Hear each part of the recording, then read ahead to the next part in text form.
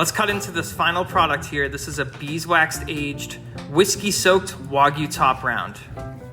This is Japanese Wagyu. This entire process was over 7 weeks. You can hear that wax, and look at that. For 7 weeks, that's a tiny pellicle. If you're new to this channel, the pellicle is just that outside crust that forms during the aging process. You can see that discolored edge there. That's what we're talking about when we say the pellicle. That's inedible. Some places will actually grind it up. I think it has a bitter off taste, so we never do that at our shop. But let's show you how we got here. We started with these A5 top rounds, super marbled. Then we took this Japanese whiskey and we got these things fully covered. From here, we're going to vacuum seal them and let them go for a full week.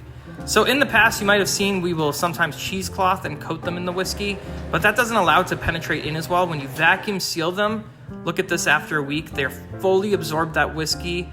They're completely discolored here. Now we age them for 3 more weeks.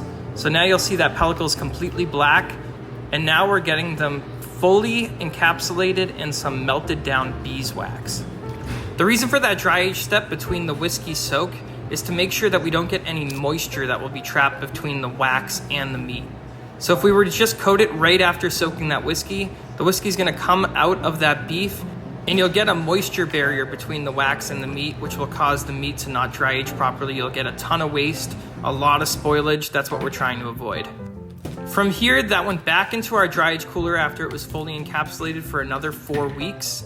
And now we're cutting into this. So this is actually the second loin. We showed you the first loin in the beginning of the video, and you can see very minimal amount of pellicle waste as well. Now we're gonna crack that wax off, and it's still nice and soft.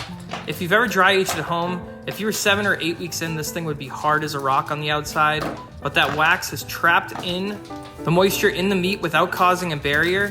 So it allows this thing to continue to tenderize. There's a lot of enzymatic reactions that happen with dry aging that don't have to do with moisture loss. So this is getting really tender, but we're not losing any of the yield with the moisture loss.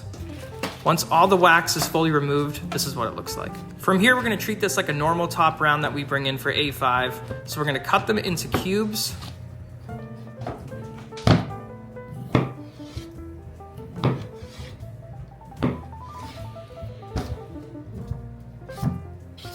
Here they are, and now we'll lay them down and remove those outside edges of pellicle. Now we're going to repeat that step for the rest of these cubes that we made. The final products look like this here. From here, we're gonna cook up one of these small pieces and tell you how it tastes. So in a cast iron pan, ripping hot, this thing makes its own oil, no searing liquid necessary. Cutting into this, it was really tender. You could definitely taste the whiskey. It wasn't overpowering. It was definitely still Wagyu flavored forward, but unbelievable. I consider this a success. Please like, follow our page. Hope you enjoyed.